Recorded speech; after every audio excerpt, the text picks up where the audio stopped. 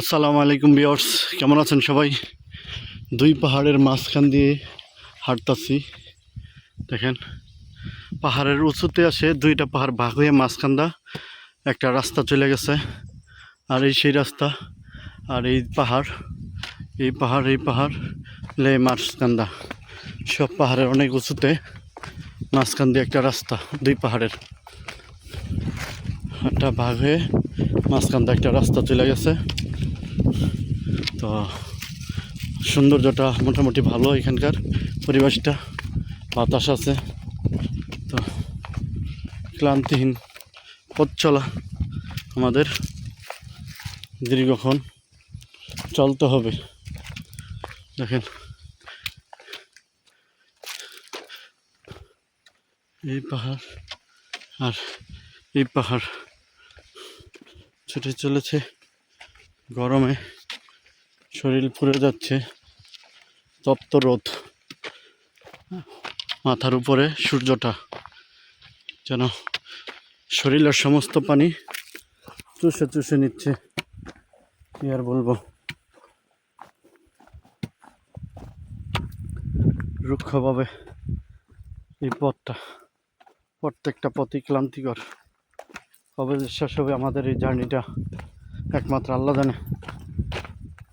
বাড়ির সাথে কোনো যোগাযোগ নেই, সিগন্যাল নেই, ইন্টারনেট নেই, নেটওয়ার্ক নেই, বিদ্যুৎ নেই, কিছু নেই। বুঝেন কেমন জায়গাতে এসেছি, কেমন পরিবেশে থাকতেছি প্রতিদিন, আর কি খাচ্ছি। যখন যেটা তৈরি হচ্ছে সেটাই খাচ্ছি। এখানে মানায় নিতে হবে এসব খাবারই। পাহাড়ের মাঝে যখন যেটা খাবার ওইটাই খেতে হবে। সবসময় ভালোটা পাওয়া যায় না এবং ভালোটা আশাও করা যায় না। কোনো সময় ডাল আলুর ভর্তা দিয়ে খেতে হবে। আমাদের দুপুরে তো একদিনও ভাত খাওয়া পড়ে নাই, সম্পূর্ণ মুড়ি চানাচুর। প্রতিদিন দুপুরে মুড়ি চানাচুর ছাড়া আমাদের আর কিছু খাওয়া পড়ে নাই। সন্ধ্যাবেলা অল্প একটু নুডলস, রাত্রের বেলা ভাত, তাও যদি হয় মুরগি থাকলে হবে, না হলে ডাল দিয়ে শুধু খেতে হবে, এই খাবার। আর সকালে আলুর ভর্তা, ডাল, এই খাবার। যারা ট্রেকিং করতে ভালোবাসেন তারা নিশ্চয়ই জানেন যে পাহাড়ে ঘোরার জন্য কি কোন সময় কি খাওয়া যায় না খাওয়া যায়, কারণ সব সময় খাওয়া হয় না।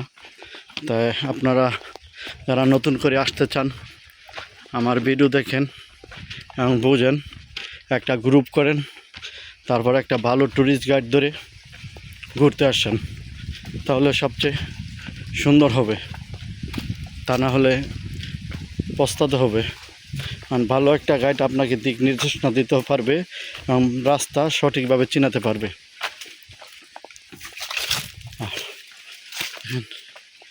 এই পাহাড়ি পথ গেলেন কীভাবে চলে গেছে, আমাদের এক জায়গা থেকে আরেক জায়গায় নিয়ে যাচ্ছে। কোথায় যাচ্ছি আমরা নিজেরাও জানি না। যাই হোক, একটা শুকনো ঝিরি,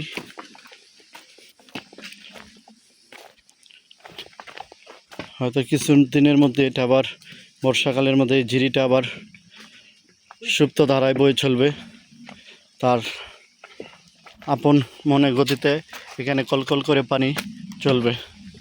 যাই হোক, এই উপত্যকা দিয়ে আর কতক্ষণ হাঁটতে হবে আমি জানি না। আর যাক, আল্লাহ দোয়া করি দ্রুত আমাদের এই মিশনটা কমপ্লিট হোক, দ্রুত ফিরে যাই। অনেক ক্লান্তি, আর ভালো লাগছে না। আর কয়দিন হাঁটবো সেটাও জানি না। আলহামদুলিল্লাহ। যাও, আপনারা আমাদের জন্য দোয়া করবেন, আমার চ্যানেলটা সাবস্ক্রাইব করে দিবেন, লাইক কমেন্ট শেয়ার করবেন। সবাই ভালো থাকবেন, সুস্থ থাকবেন। আসসালামু আলাইকুম।